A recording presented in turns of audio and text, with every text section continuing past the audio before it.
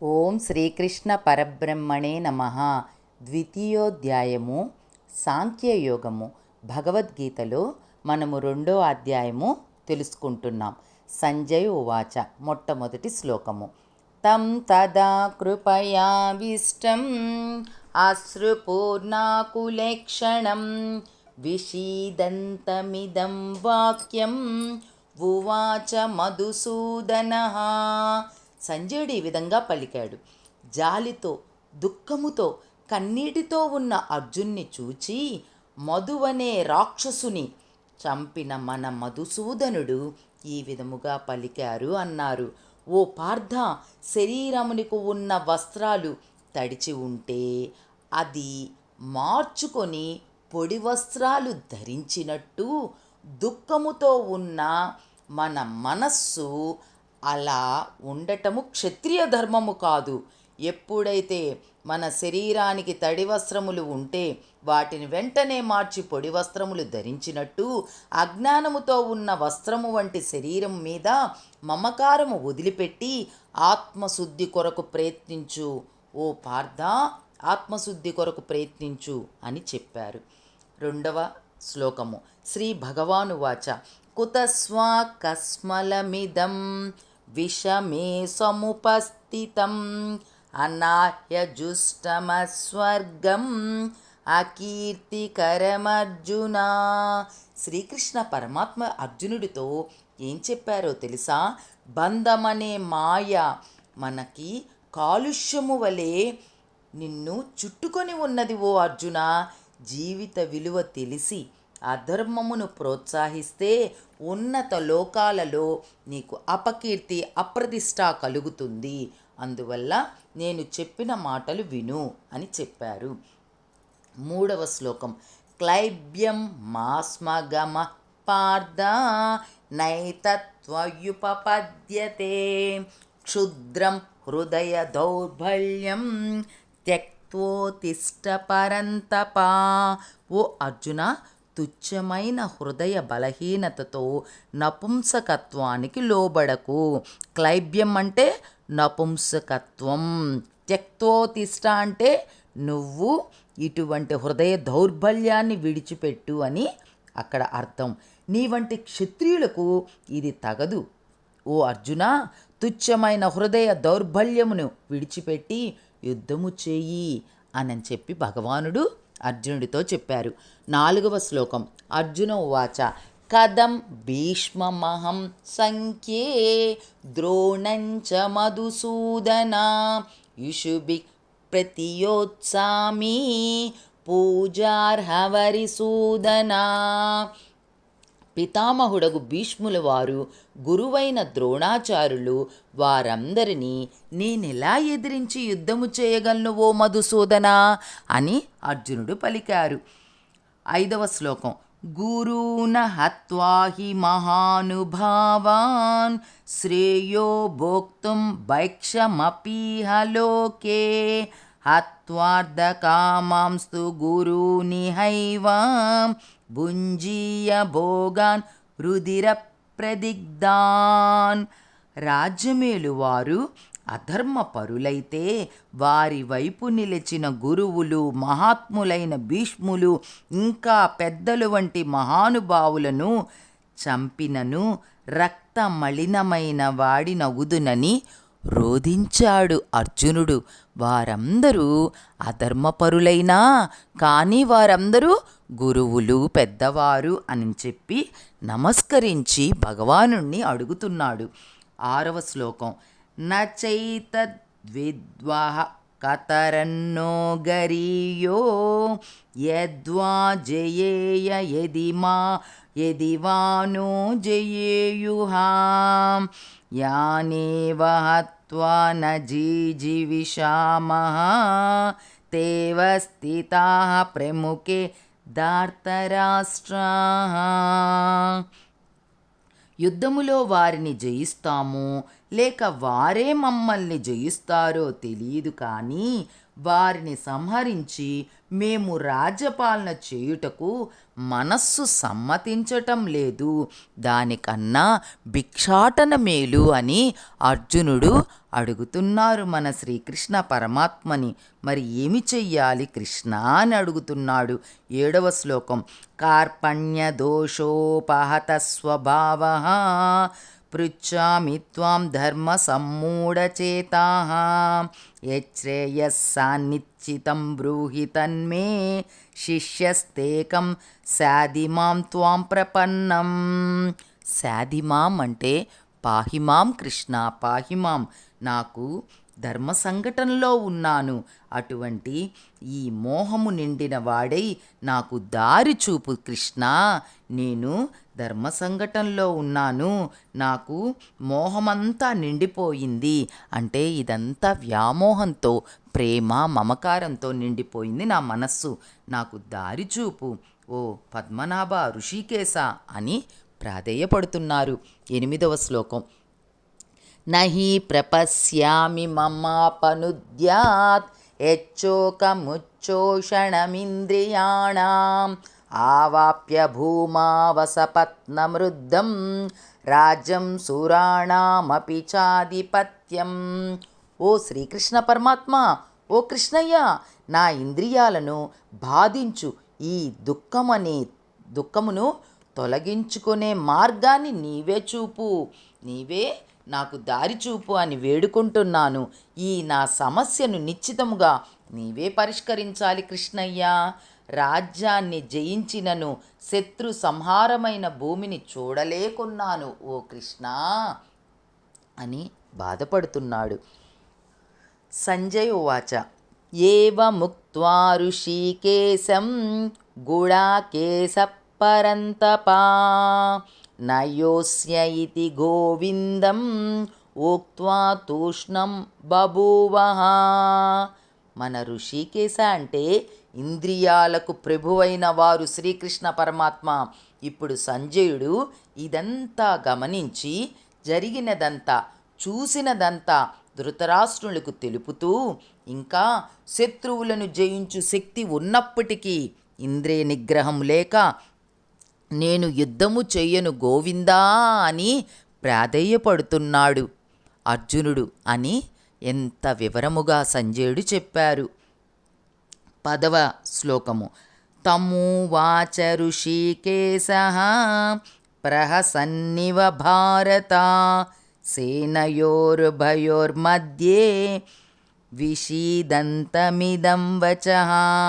సంజయుడు ధృతరాష్ట్రుని చూచి, ఓ భరతవంశరాజా, 2 సేనల మధ్య దుఃఖిస్తున్న అర్జున్ని చూచి, ఓ ప్రియమిత్రుడైన నా భావా అని గంభీరముగా మన శ్రీకృష్ణ పరమాత్మ పలికారు.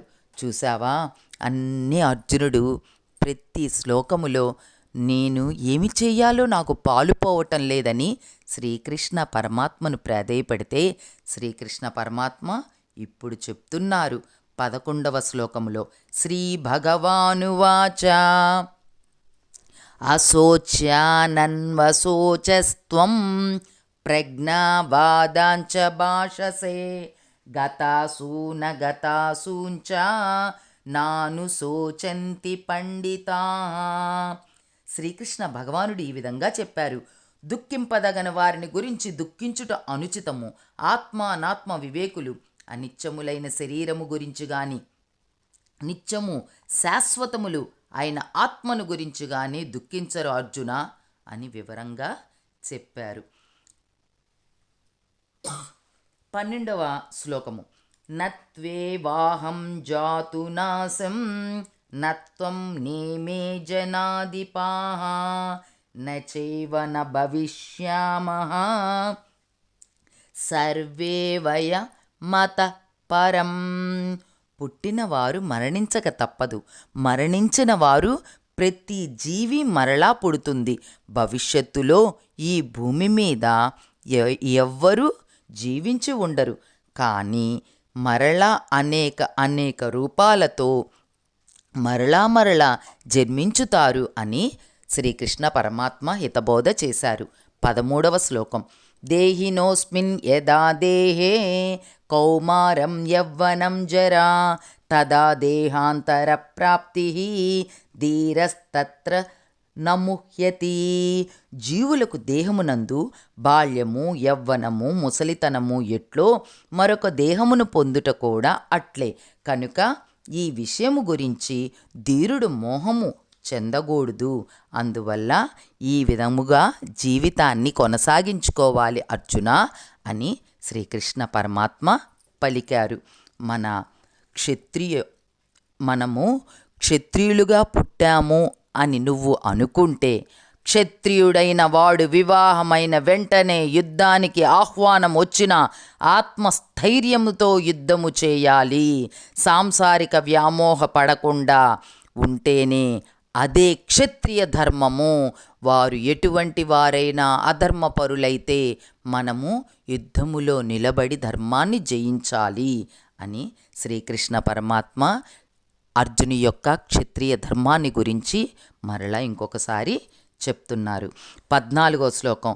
మాత్రా స్పర్శాస్తు కౌంతేయ శీతోష్ణ సుఖ దుఃఖదాః ఆగమాపాయునో నిత్యాః తాంస్తితిక్షస్వ భారత. నువ్వు ఎంతో ఓర్పుతో సహించు ఓ అర్జున అని ఈ శ్లోకములో, ఓ అర్జున, ఋతువులలో గ్రీష్మ శీతాకాలాలు ఎలా వచ్చిపోతాయో సుఖదుఖాలు కూడా అలాగే వచ్చిపోతుంటాయి. ఇంద్రియ నిగ్రహము కలిగి క్షత్రియుడు ధర్మము కోసము నిత్యాలు అశాశ్వతాలు అనేవి తెలుసుకోవాలి. ఏది నిత్యమో మనకి తెలియదు, ఏది శాశ్వతమో తెలియదు, ఏది అశాశ్వతమో తెలియదు అని చెప్పి అది అంతా గ్రహించుకొని నీవు సహించాలి అని చెప్పారు భగవానుడు. 15వ శ్లోకం. యంహినా వ్యధయంత్యేతే పురుషర్షభా సమదుఃఖ సుఖం ధీరం సోమృతత్వాయ కల్పతే. ఓ అర్జున, సుఖదుఖాలకు కలత చెందకుండా ధీరుడై ఉండి మానవ శ్రేష్ఠుడు మాత్రమే మోక్షానికి అర్హుడు. ఎవరైతే సుఖదుఖాలకు కలత చెందకుండా సుఖం వచ్చినప్పుడు ఎక్కువగా ఆరాట పడకుండా, దుఃఖం వచ్చినప్పుడు మరీ కృంగిపోకుండా సుఖ దుఃఖాలను సమానముగా స్వీకరించి అలా ఉండే ధీరుడే మానవ శ్రేష్ఠుడు. అటువంటి వాడు మోక్షానికి అర్హుడు అని చెప్పారు భగవానుడు. 16వ శ్లోకం. నాసతో విద్యతే భావో నా భావో విద్యతే సతః ఉభయోరపి దృష్టోంతః త్వనయో సత్వదర్శిభిః. శరీరమునందు ఎన్నో మార్పులు కలిగి పెరుగుట, వృద్ధాప్యము అనునవి భౌతిక శరీరానికి చెందినవి. కానీ ఆత్మకు స్థిరత్వం ఉంటుంది. ఆత్మని శుద్ధి చేసుకొని అజ్ఞానము తొలగించుకొని శాశ్వతముగా సర్వజీవులకు ఆత్మ వికాసము కలిగించుటకై భగవంతుడు ఈ భగవద్గీతను ప్రబోధించారు అని మన శ్రీకృష్ణ పరమాత్మ చెప్పిన ఈ గీతని ఎంత చక్కగా వివరంగా భగవంతుడు తాను మానవ రూపం దాల్చి అర్జునుడికి తెలిపారు. 17వ శ్లోకం. అవినాశితు తద్విద్ధి ఏన సర్వమిదం తతం వినాశమ వ్యవస్యాస్య నకచ్చిత్ కర్తుమర్హతి. శరీరమంతా వ్యాపించిన ఔషధం వల్ల ఎంతో తేజస్సు వృద్ధి కలుగుతుందో మనకి తెలుస్తుంది. కానీ ఆత్మకి నశింపు లేదు. ఆత్మ స్థిరమైనది. శరీర తత్వాలు మార్పు కలిగిన ఆత్మ సర్వవ్యాపకమైన విష్ణుతత్వమని గ్రహించాలి. అంతవంత ఇమే దేహ నిత్యస్తోక్తా శరీరిణః అనాశినో ప్రమేయస్య తస్మాద్యుధ్యస్వ భారత. 18వ శ్లోకం. అంతవంత ఇమే దేహే. శరీరములో ఆత్మ ఒక జ్యోతి వలె ప్రకాశిస్తుంది. భౌతిక శరీరము కొద్ది రోజులకు నశించును, కానీ ఆత్మకి నశింపు లేదు అని శ్రీకృష్ణ పరమాత్మ ఎంతో వివరముగా చెప్పారు. ఇప్పుడు మనము 19వ శ్లోకము తెలుసుకుందాము. ఏ ఏనం వేత్తి హంతారం యచ్చైనం మన్యతే హతం ఉభౌ తౌ నా విజానీతో నాయం హంతి న హన్యతే. ఉభయులు ఒకరికొకరు హతమార్చుకున్నా వారి దేహాలు విడిచి వెళ్ళాక వారికి తెలియని అజ్ఞానములో ఉంటారు, దేహం విడుస్తారు, కానీ వారి యొక్క ఆత్మ చావదు. వారు చేసుకున్న పాపపుణ్యాలు బట్టి మరలా వేరొక శరీరములోకి ప్రవేశిస్తారు. 20వ శ్లోకము.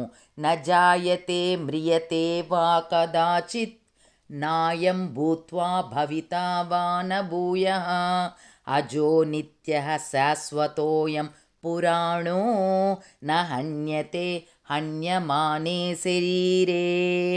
ఆకాశంలో సూర్యుని తేజములో వెలుగును గ్రహించినట్టు ఆత్మ శరీరానికి వెలుగునిచ్చి శాశ్వతముగా ఉంటుంది. మన ఆకాశములో సూర్యుని తేజముతో వెలుగుని అనుగ్రహించినట్టు మనందరికీ వెలుగు అనుగ్రహించాలంటే ఆ సూర్యుడి యొక్క దీవెనతోటి మనమందరము వెలుగును స్వీకరించగలుగుతున్నాము. అట్లాగే ఆత్మ శరీరానికి వెలుగునిచ్చి శాశ్వతముగా ఉంటుంది.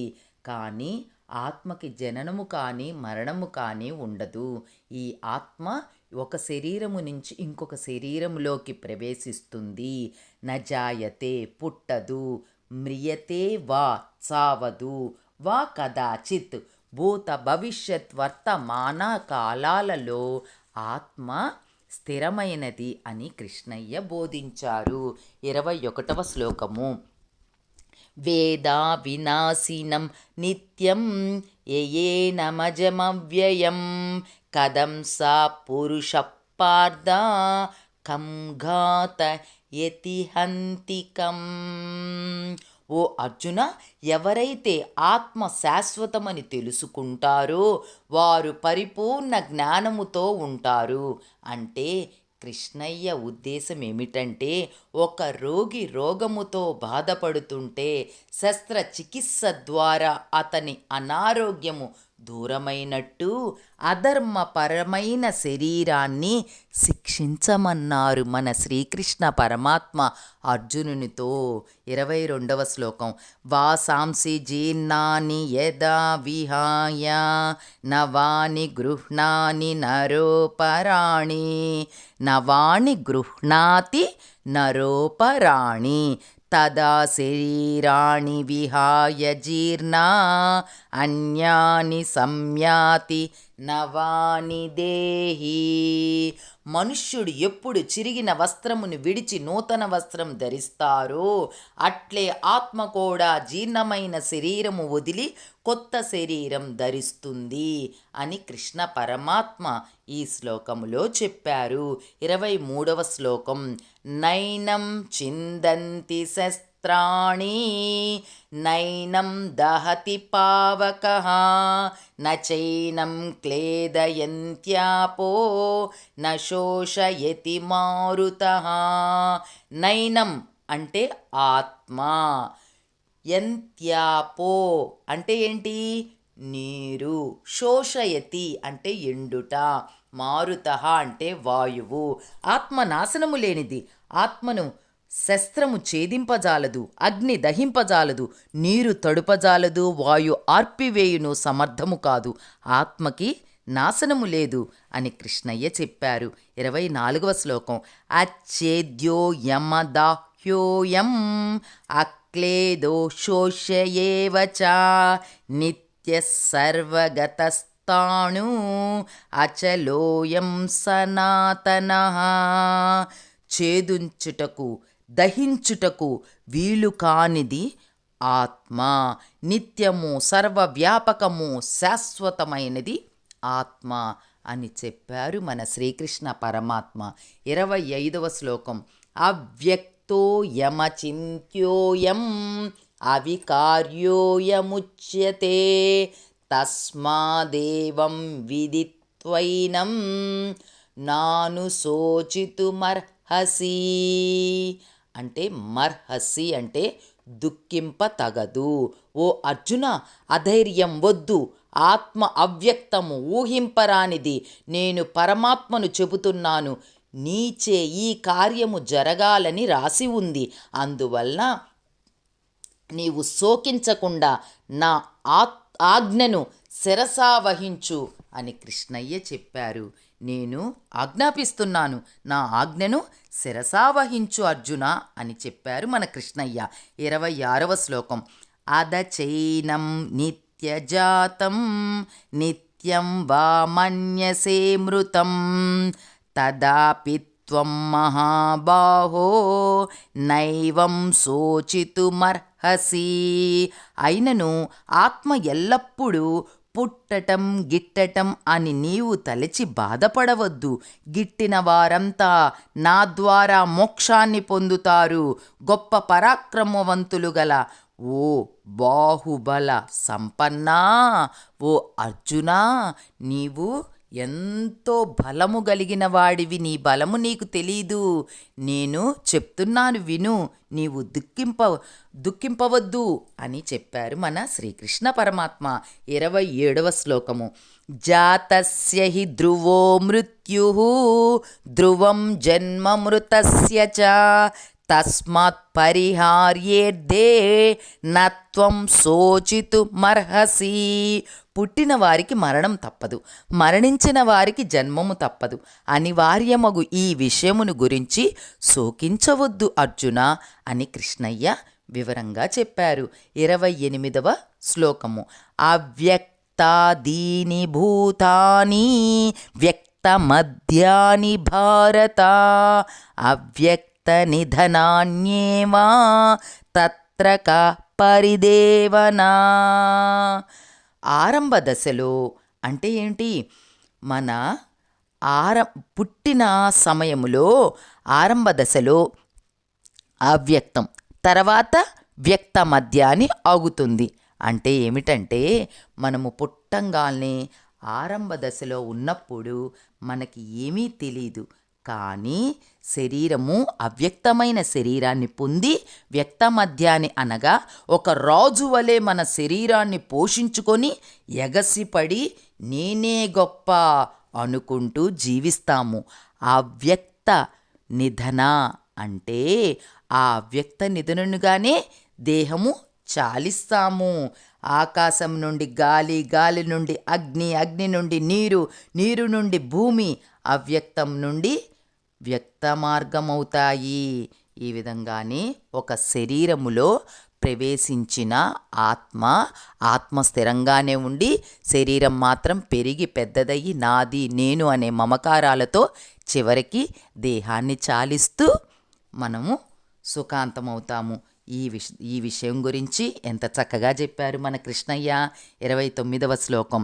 ఆశ్చర్యవస్పశ్యతి కచ్చిదేనం ఆశ్చర్యవద్వదతి తదైవ చాన్యః ఆశ్చర్యవచ్చై నమన్యః శృణోతి శ్రుత్వాప్యేనం వేద నచైవ కచ్చిత్. కచ్చిదేనం అంటే దేనం అంటే ఆత్మ. ఆశ్చర్యవద్వదతి, పదతి అంటే పలకటం. చూసావా ఎంత చక్కగా కృష్ణయ్య వివరం చెప్తున్నారో ఇక్కడ. ఓ అర్జున, నేను సృష్టించిన ఈ సృష్టి రహస్యమును తెలుసుకోకుండా ప్రతి జీవుడు ఆత్మను అద్భుతమైనదిగా చూస్తారు. మరికొందరు గొప్పగా ఆత్మని గురించి పలుకుతారు. ఆత్మని దాని స్థితి గురించి గొప్పగా వింటారు. ఇంతకీ ఏమిటంటే లోతుగా తెలుసుకోవలసిన విషయము ఆత్మస్థితిని కనుగొనుట చాలా కష్టము అని వివరం చెప్పారు. 30వ శ్లోకం. దేహీ నిత్యమం వద్యోయం దేహే సర్వస్య భారత తస్మాత్ సర్వాణి భూతాని త్వం శోచితుమర్హసి. ఓ పార్థ, ఓ అర్జున, నీవు ఈ భౌతిక దేహమును గురించి ఆలోచించకము. దేహము నందు ఆత్మ చంపబడదు, అందుకు నీవు దుఃఖింపవలదు అని కృష్ణయ్య చెప్పారు. 31వ శ్లోకం ఇప్పుడు తెలుసుకుందాం. స్వధర్మమపి చావేక్ష్య న వికంపితుమర్హసి ధర్మ్యార్థి యుద్ధచేయోన్యత్ క్షత్రియస్య న విద్యతే. ఒక క్షత్రియుడుగా పుట్టి వారు ధర్మము నిలుపుటకు యుద్ధము చేయుట మేలైన కార్యము, అందువల్ల నీవు ఏమీ సంకోచపడద్దు అని ధైర్యము చెప్పారు మన కృష్ణయ్య. 32వ శ్లోకం ఇప్పుడు తెలుసుకుందాం. యదృచ్ఛయా చోపపన్నం స్వర్గద్వారమపావృతం సుఖిన క్షత్రియ పార్థ లభంతే యుద్ధమీదృశం.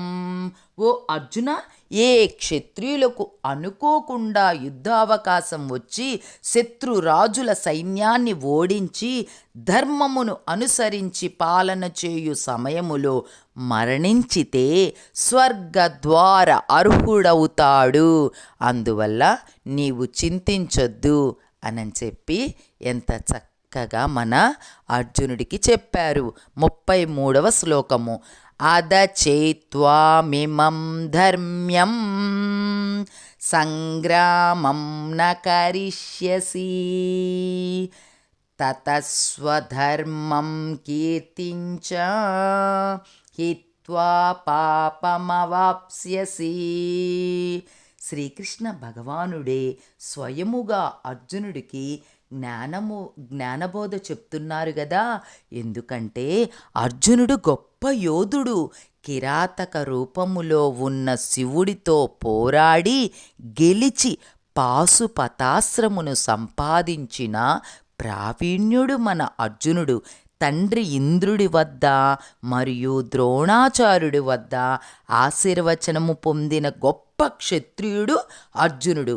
అందువల్ల ధర్మ సంస్థాపన కొరకు 5గురు పాండవులలో అర్జున్ని ఎంచుకున్నారు మన శ్రీకృష్ణ పరమాత్మ. ఈ హితబోధ అంతా అర్జునుడికి వివరముగా చెప్తున్నారు. 34వ శ్లోకం. అకీర్తిం చాపి భూతాని కదయిష్యంతి తే వ్యయాం సంధావితస్య చాకీర్తి స్మరణాదతిరిచ్యతే.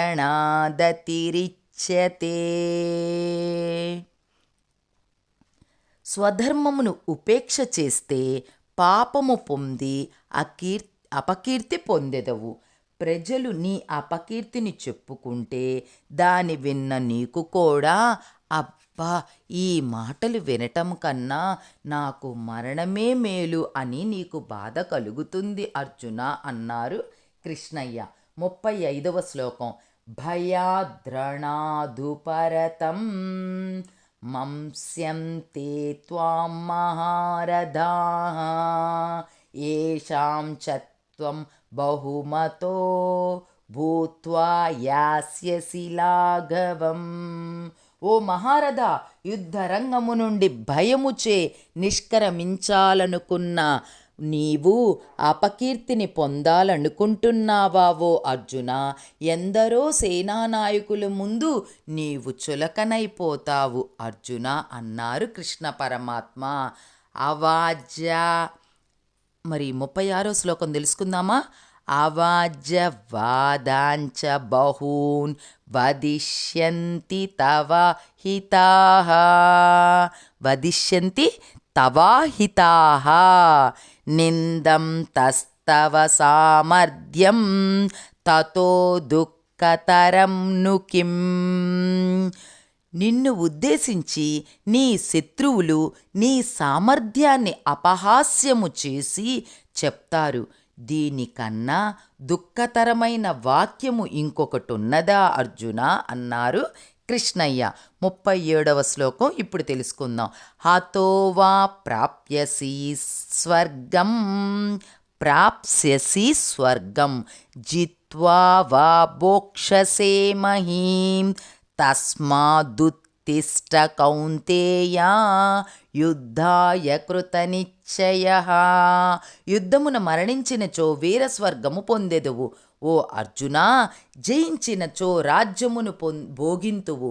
కాబట్టి ఓ అర్జునా, యుద్ధము చేయటానికి కృతనిశ్చయుడివై లెమ్ము అని శ్రీకృష్ణ పరమాత్మ చెప్పారు. 38వ శ్లోకం. సుఖ దుఃఖే సమే సమే కృత్వా లాభాలాభో జయాజయో తతో యుద్ధాయ యుజ్యస్వ నైవం పాపమవాప్స్యసి. సుఖదుఖాలు కానీ లాభ నష్టాలు కానీ జయాపజయాలు కానీ ఆలోచింపక యుద్ధము చేయి అని కృష్ణయ్య వివరముగా చెప్పారు. అసలు ఈ అధ్యాయము సాంఖ్యయోగము. ఆ సాంఖ్యయోగం అంటే ఆత్మ యథార్థ స్వరూపాన్ని గురించి శ్రీకృష్ణ పరమాత్మ అర్జునుడికి ఆత్మ యొక్క యథార్థ బోధ గురించి చెప్పారనమాట. యథార్థ స్వరూపం గురించి చెప్పారు. 39వ శ్లోకం.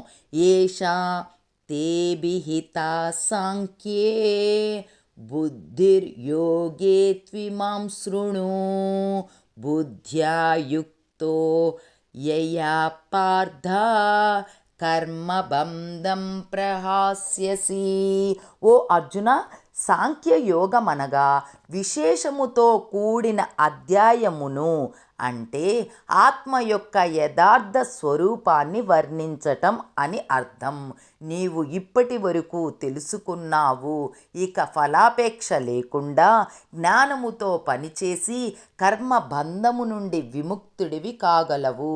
ఇదే నేను చెప్పే హితబోధ నేను నీకు చెప్పే హితబోధ అని ఈ 2వ అధ్యాయములో శ్రీకృష్ణ పరమాత్మ చెప్తున్నది కొనసాగిద్దాం.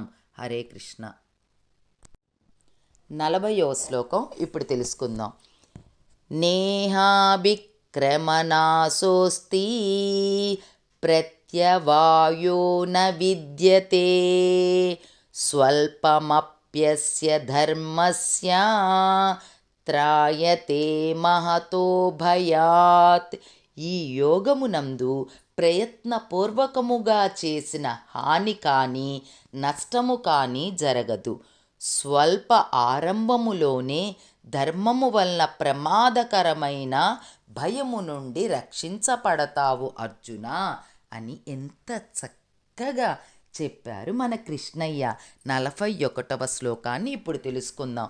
వ్యవసాయాత్మికా బుద్ధి ఏకేహ కురు నందన బహుశాఖ హ్యనంతాచ బుద్ధయో వ్యవసాయినాం.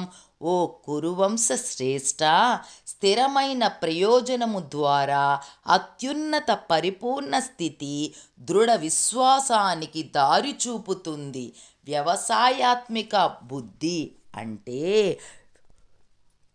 స్థితి అనగా చెట్టు మూలమునకు నీరు పోస్తే అంతటా శాఖలకు నీరు అందినట్టు నిశ్చలమైన మనస్సు కలిగిన వారికి అది సాధ్యపడుతుంది. మనకి శరీరముకి ఆయన ఎంత వివరంగా చెప్పారో మన శ్రీకృష్ణ పరమాత్మ. చెట్టు మొదల్లో నీళ్లు పోస్తే చెట్టు మొత్తము నీరు అందుకొని శాఖలుగా ఆకులకి పూలకి పళ్ళకి ఆ బలాన్ని ఎలా అందుకుంటుందో అలాంటి నిశ్చలమైన మనస్సు కలిగిన వారికే ఇది సాధ్యపడుతుంది. అలా లేని వారికి బుద్ధి పెక్కు కోరికలకు పరిగెడుతుంది అని కృష్ణయ్య చెప్పారు. 42వ శ్లోకం.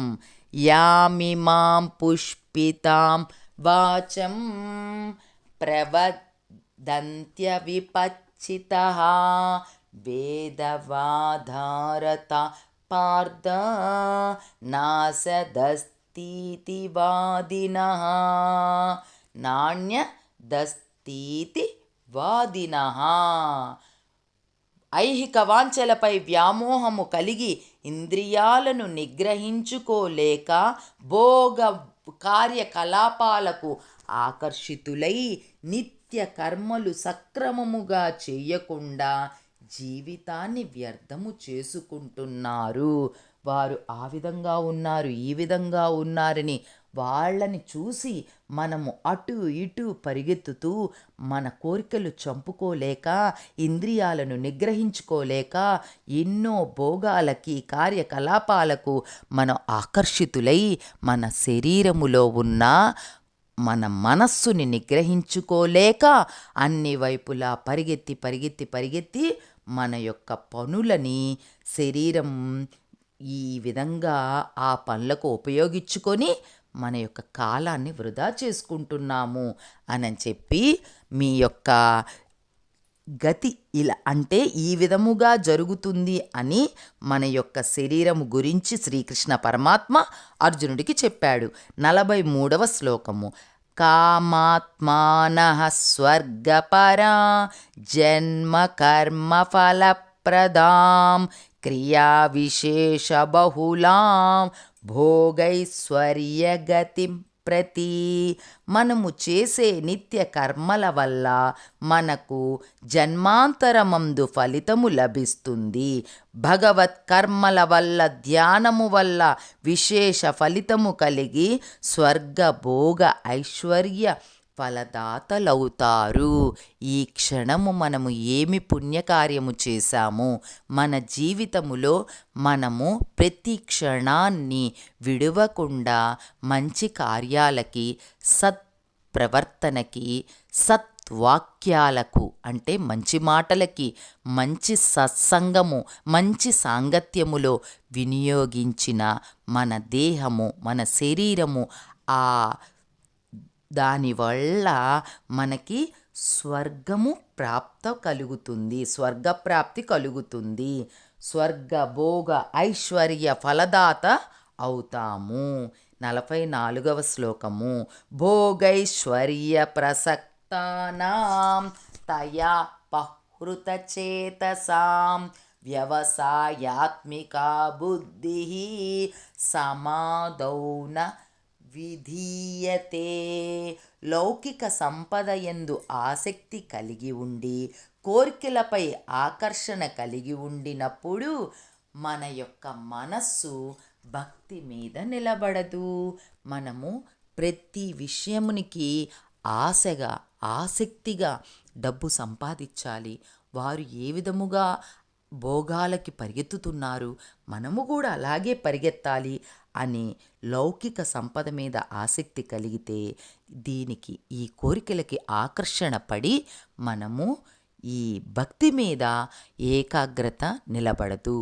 మనకి ఏకాగ్రత అనేది నిలబడకుండా భక్తి మీద మన దృష్టి నిలవకుండా పోతుంది అని కృష్ణయ్య మీరు ఎప్పుడైనా భక్తితో భగవంతుణ్ణి ప్రార్థిస్తే మీ మనసులో నేను ఉండి మీ కార్యాలు నేను చేస్తాను అని శ్రీకృష్ణ పరమాత్మ ఎంత చక్కగా అర్జునుడికి చెప్తున్నారు. 45వ శ్లోకం. త్రైగుణ్య విషయా వేద నిశ్రైగుణ్యో భవార్జున నిర్ద్వంద్వో నిత్య సత్వస్థో నిర్యోగక్షేమ ఆత్మవాన్. సత్వరజో తమో అనే 3 గుణాలలో సత్వగుణముతో ఆత్మనిష్టతో సుఖదుఖాలను లాభక్షేమాలను గురించి ఆలోచించక స్థిరచిత్తుడివై ఉండు. అలా ఉంటే ఓ పార్థ, నన్ను నమ్మి నిత్యము సత్వగుణము అవలంబించిన క్షేమము పొందుతావు పార్థ అని శ్రీకృష్ణ పరమాత్మ చెప్తారు. 3 గుణాలున్నాయ్యా, సత్వగుణం, రజోగుణం, తమోగుణం. ఈ 3 గుణాలలో సత్వగుణముతో ఉంటే ఆత్మలో భగవంతుణ్ణి నిలుపుకొని ప్రతి పనులలో అంటే సుఖము కలిగిన, దుఃఖము కలిగిన, లాభం కలిగిన, క్షేమం కలిగిన అన్నిటికీ భగవంతుడిచ్చిన వరముగా మనము అనుకుంటే మనకి ఎప్పుడు క్షేమము కలుగుతుంది అని కృష్ణయ్య చెప్పారు. 46వ శ్లోకం. యావానర్ధవుదపానే సర్వతః సంప్లుతోదకే తవాన్ సర్వేషు వేదేషు బ్రహ్మణస్య విజానతః. చిన్న బావిలో ఉన్న నీటి ప్రయోజనము ఒక సరస్సుకు లభించదు. అలాగే వేదాధ్యయనము చేసిన బ్రాహ్మణుడికి పరిపూర్ణ జ్ఞానం ఉంటుంది అర్జున అని చెప్పారు కృష్ణయ్య. 47వ శ్లోకం. కర్మణ్యేవాధికారస్తే మా ఫలేషు కదాచన మా కర్మఫలహేతుర్భూ మా తే సంగోస్త్వకర్మణి. కర్మలను ఆచరించుటకు నీకు అధికారము కలదు, కానీ వారి ఫలితము పైన లేదు. నీవు కర్మఫలమునకు కారణము కారాదు. అట్లని కర్మలు చేయుట మానరాదు. మనము కర్మలు చేస్తాము, దాని యొక్క ప్రతిఫలము ఆశించకుండా, లాభాపేక్ష చూసుకోకుండా మంచి పనులు చేసుకుంటూ, దీనికి మనం ఎవరికన్నా సహాయం చేసినా, దైవకార్యాలు చేసినా మనకి దానివల్ల వాళ్ళు మళ్ళీ ఏం చేస్తారని ప్రతిఫలం ఆశించకుండా ఉంటే భగవంతుడు ఏదో ఒక రూపేణ వచ్చి మనకి సహాయం చేస్తారు. అందువల్ల ఎప్పుడు ప్రతిఫలం ఆశించకుండా చేసే కర్మ మనకి సఫలమవుతుంది అని కృష్ణయ్య చెప్పారు. 48వ శ్లోకం. యోగస్థ కురు కర్మాణి సంగం త్యక్త్వా ధనంజయ సిద్ధ్యో సమో భూత్వా సమత్వం యోగ ఉచ్యతే. సిద్ధ్యో సమో భూత్వా సమత్వం యోగ ఉచ్యతే. ఓ అర్జున, యోగ దీక్ష వలె జయాపజయాల యందు ఆసక్తి లేక సమభావముతో స్వధర్మముతో నన్ను నమ్మి యుద్ధము చేయుము అని శ్రీకృష్ణ పరమాత్మ బోధించారు. చూసారా, భగవంతుణ్ణి నమ్ముకుంటే, మనస్సులో పరమాత్మని నిరంతరము తలుచుకుంటే మన చెయ్యి పట్టుకొని నడిపిస్తారు అని ఈ శ్లోకం వల్ల మనం తెలుసుకున్నాం. 49వ శ్లోకం. దూరేణ హ్యవరం కర్మ బుద్ధియోగా ధనంజయ బుద్ధౌ శరణమన్విచ్చ కృపాణ ఫలహేతవః. ఓ ధనంజయ, హీనమైన కర్మలను వదిలి బుద్ధిని భగవంతుని దివ్య ప్రేమకు శరణు పొందుము. ఆ విధముగా భగవంతుణ్ణి శరణాగతి వేడితే భగవంతుడు మనల్ని కాపాడతారు. అలా కాకుండా కోరికలతో ఫలితమును సంసార బంధములో చిక్కుకొని ఉంటే మనకి ఫలితము దక్కదు. అన్ని కోరికలతో మునిగిపోయి ఈ కోరిక తీర్చుకున్నాక ఇంకొకటి తీర్చుకున్నాక ఇంకొకటి అని భగవంతుడిని నమ్ముకోకుండా మనకి చాతైన మార్గాన్ని మనం అవలంబించుకుంటూ అధర్మ మార్గం వైపు నడుచుకుంటూ మన ఇష్టం వచ్చినట్టు చేస్తే మనము సంసార బంధనంలో చిక్కుకుపోతాము అని చెప్పారు కృష్ణయ్య. 50వ శ్లోకం. బుద్ధియుక్తో జహాతిహ ఉభే సుకృత దుష్కృతే తస్మాద్యోగాయ యుజ్యస్వ యోగ కర్మసు కౌశలం. భగవంతునిపై భక్తి కలిగిన వారు వారి జీవితములో జరుగు మంచి చెడులను గురించిన ఫలము నుండి విముక్తులవుతారు. యోగము వలె శరీరమును నడుపువాడు బంధాలకు చిక్కుబడడు. ఎప్పుడు ఏ ప్రతిఫలం ఆశించకుండా భగవంతుణ్ణి శరణాగతి వేడిన వారికి ఎటువంటి బంధాలు వాళ్ళని ఏమీ చేయవు. ఆ బంధమనే చిక్కులో మునిగిపోకుండా భగవంతుణ్ణే శరణాగతి వేడతారు. ఈ విధముగా 50వ శ్లోకము తెలుసుకున్నాము. తర్వాత మరలా కొనసాగిద్దాము. హరే కృష్ణ. హరే కృష్ణ. 2వ అధ్యాయములో 51వ శ్లోకాన్ని ఇప్పుడు మనం తెలుసుకుందాం. కర్మజం బుద్ధియుక్తా హి ఫలం త్యక్త్వా మనీషిణః జన్మబంధం వినిర్ముక్తాః పదం గచ్చంత్యన్నామయం. కర్మఫలము నుండి విముక్తి చెందుటకు భగవంతుని సేవలో నిమగ్నమైన వారికి మాత్రమే ఇది సాధ్యపడుతుంది. జన్మబంధము నుండి వీడిన వారై ముకుందుడి ద్వారానే ముక్తి పొందగలుగుతాము.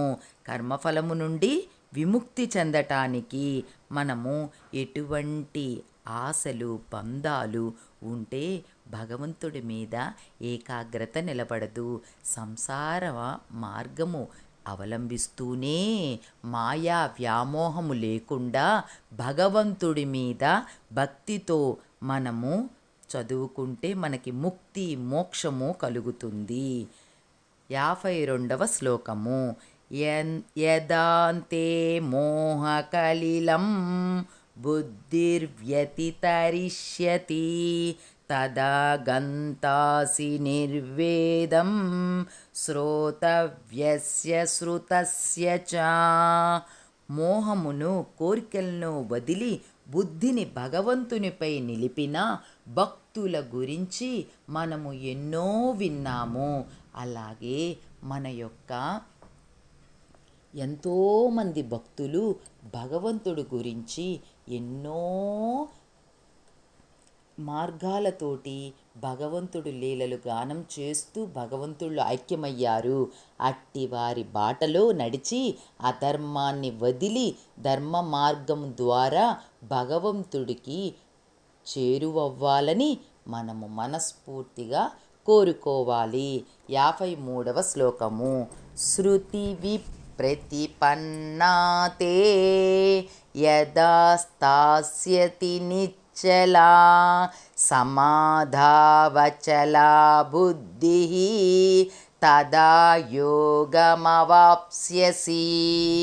మనస్సును నిశ్చయంగా ఉంచి భగవంతుని యందు అచంచలమైన భక్తి కలివాడై భగవంతుని యందు భక్తి కలిగిన వాడై మృదు మధుర భావాలతో ఉంటే బుద్ధియోగము ద్వారా మనము జ్ఞాన చైతన్యము పొందగలుగుతాము అని శ్రీకృష్ణ పరమాత్మ మనకి ఎంత వివరముగా చెప్పారు. 54వ శ్లోకము. అర్జున ఉవాచ స్థిత ప్రజ్ఞస్య కా భాషా సమాధిస్తస్య కేశవా స్థితధిః కిం ప్రభాసేత కిమాసీత వ్రజేత కిం. ఓ కృష్ణయ్య, ఈ బుద్ధిని నిగ్రహించుట, యోగము చేయుట, సమాధి స్థితి అంటే ఏమిటి? అది నాకు వివరముగా చెప్పు కృష్ణయ్య అని అర్జునుడు అడిగారు. 55వ శ్లోకములో భగవానుడు శ్రీకృష్ణ పరమాత్మ చెప్పారు. ప్రజహాతి యదా కామాన్ సర్వాన్ పార్థమనోగతాన్ ఆత్మన్యేవాత్మనా తుష్టః స్థితప్రజ్ఞస్తదోచ్యతే. శ్రీకృష్ణ పరమాత్మ చిరునవ్వుతో మానవులు కోరికలు విడిచి నిత్య కర్మలు చేయుచు మనస్సు ఆత్మయందే తృప్తి పొంది దేవదేవుని సేవిస్తే ఉత్తమ స్థితిని పొందుతారు అని శ్రీకృష్ణ పరమాత్మ ఎంతో వివరముగా అర్జునునికి చెప్పారు. ఇప్పుడు 56వ శ్లోకము. దుఃఖేష్వనుద్విగ్నమనాః సుఖేషు విగత స్పృహః వీతరాగ భయక్రోధః స్థితధీర్మునిరుచ్యతే. దుఃఖము కలిగినప్పుడు దిగులు చెందనివాడు, సుఖము కలిగినప్పుడు సృహలేనివాడు, రాగము భయము క్రోధము పోయినవాడు స్థిత ప్రజ్ఞుడని చెప్పబడతాడు. శ్రీకృష్ణ పరమాత్మ ఈ విధముగా చెప్పారు. దుఃఖము కలిగినప్పుడు దిగులు చెందక, సుఖము కలిగినప్పుడు సృహలేనివాడు అంటే ఏమిటి? దుఃఖము కలిగిందని కృంగిపోయి సుఖము కలిగినప్పుడు ఏదో నాకే సుఖము కలిగింది అని అనుకోకుండా ఏదైనా భగవంతుడిచ్చిన వరముగా మనము నడవాలని, మన హృదయ స్థితి అంత గట్టిగా అంటే అంత భక్తిగా మారాలని కృష్ణయ్య చెప్పారు. 57వ శ్లోకం. యః సర్వత్రా నభిస్నేహ తత్వత్ప్రాప్య శుభాశుభం నాభినందతి నద్వేష్టి తస్య ప్రజ్ఞా ప్రతిష్ఠిత. అన్ని చోట్లు అందరిలో స్నేహభావముతో ఉండి శుభమును పొందగలిగిన వాడివై ఉండి ఎవరిని ద్వేషముతో కానీ క్రోధముతో కానీ చూడని వారు అందరిచే స్థిత ప్రజ్ఞుడై ప్రశంసించబడతాడు. అందరూ అంటారు, అబ్బా ఈయనకి ఎంత మంచి మనసుందో అని చెప్పి అని ప్రశంసింపబడిన వాడే నిజమైన వ్యక్తి అని కృష్ణయ్య చెప్పారు. యదా సంహారతే చాయం కూర్మోంగానీవ సర్వశః ఇంద్రియాణీంద్రియార్థేభ్యః తస్య ప్రజ్ఞా ప్రతిష్ఠితాః.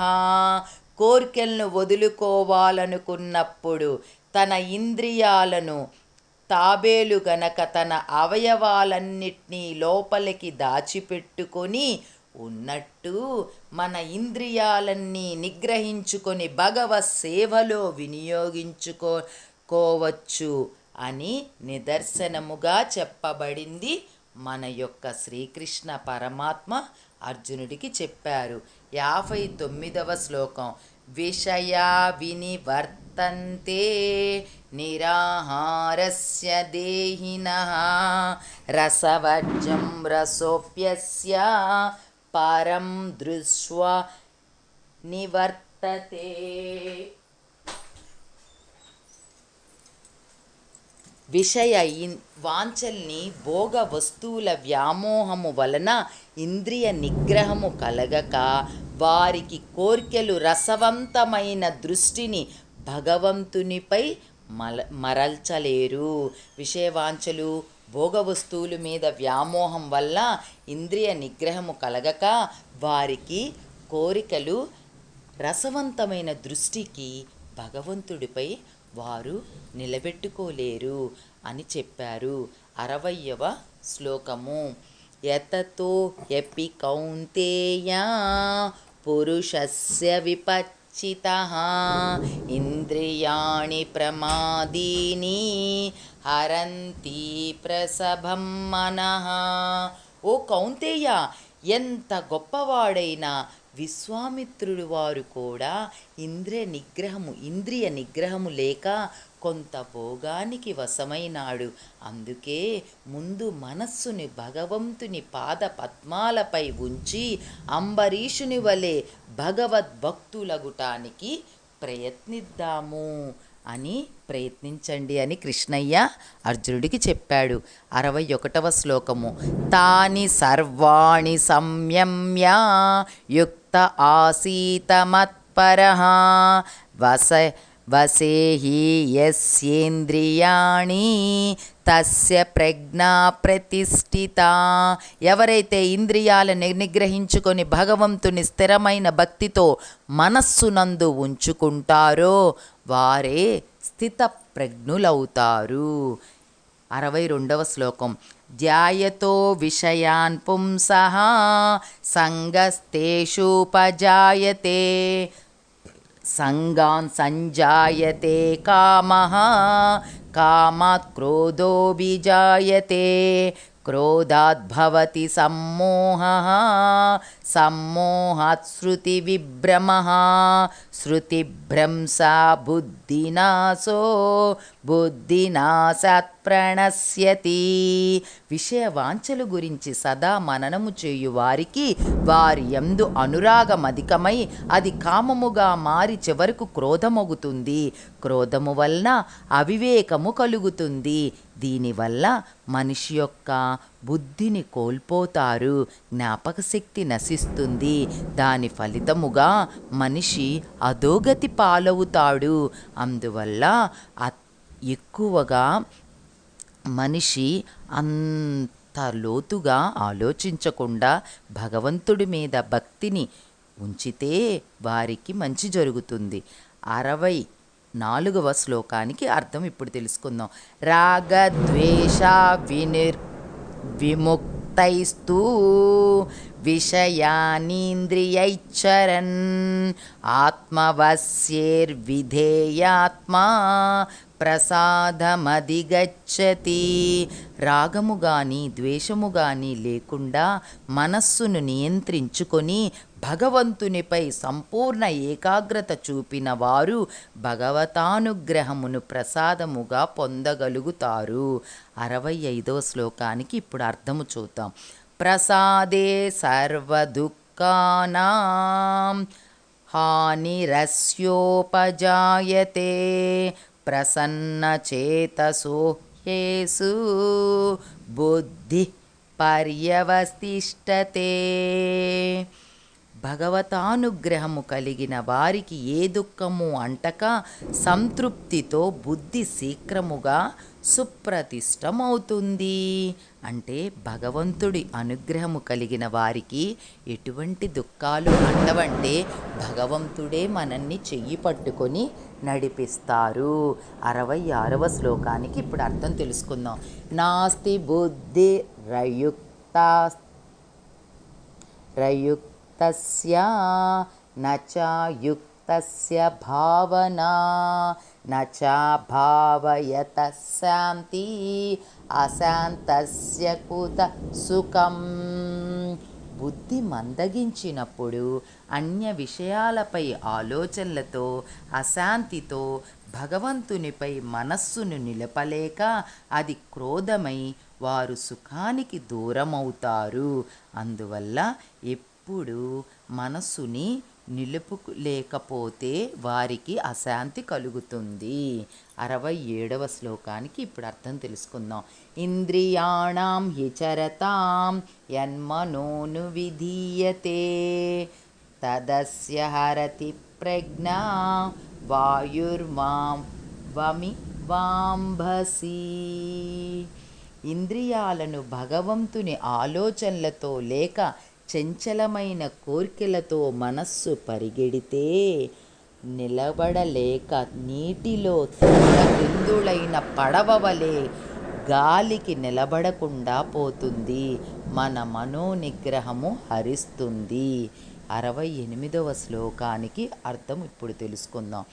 తస్మాద్యస్య మహాబాహో నిగృహీతాని సర్వశః ఇంద్రియాణీంద్రియార్థేభ్యः తస్య ప్రజ్ఞా ప్రతిష్ఠిత.